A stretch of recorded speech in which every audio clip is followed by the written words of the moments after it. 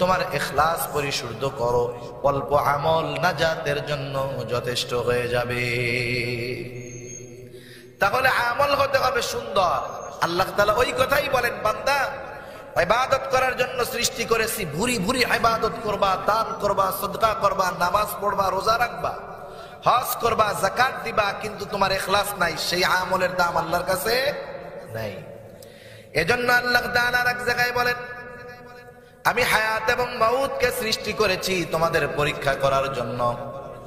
আল্লাহ রাব্বুল আলামিন বলেন, আল্লাযী খালাকাল মাউতা ওয়াল হায়াতা লিয়াবলুয়াকুম আইয়ুকুম আহসানু আমালা।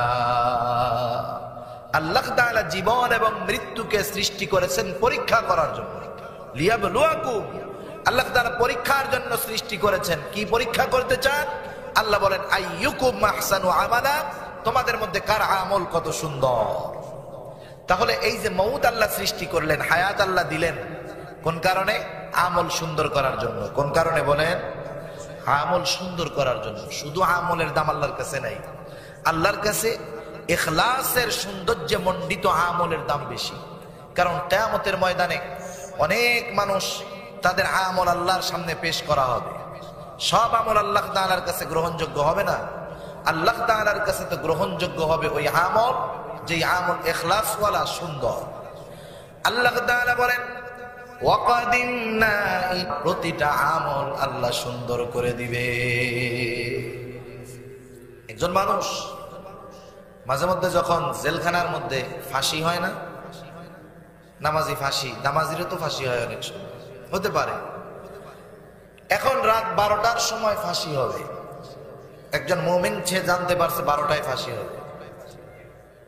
ফাঁসির আগে তাকে 2 রাকাত নামাজ পড়ার সুযোগ দেওয়া হলো। আপনার গোটা জিন্দেগির সব নামাজের চাইতে ওই 2 রাকাত নামাজ তার সুন্দর বেশি হবে, ঠিক কিনা বলেন? একাগ্রতার সাথে আল্লাহর কাছে সে চাইবে, কারণ সে জানে এই নামাজটা আমার জিন্দেগির শেষ নামাজ। এই চিন্তাটা যখন আমাদের মধ্যে আসবে, প্রত্যেকটা সময় যখন চিন্তা আসবে মওত তো হবেই হবে, কিন্তু নামাজ পড়লাম, ভালো কাজ করলাম, এখান থেকে বাড়ি ফিরতে পারবো কিনা, এর কোনো গ্যারান্টি ওয়ারেন্টি আছে নাকি? এই চিন্তাধারা যখন আসবে, আমার আমল সুন্দর হবে। গুনার কাজ করার সময় যখন আমার এই চিন্তা আসবে যে আমার এই গুনাহটার পরে হয়তো আমার মৃত্যু হতে পারে, বলা তো যায় না। কারণ দুনিয়ার মধ্যে আসার একটা ধারাবাহিকতা আল্লাহ তাআলা রাখছেন, কিন্তু দুনিয়া থেকে যাওয়ার কোনো ধারাবাহিকতা নাই।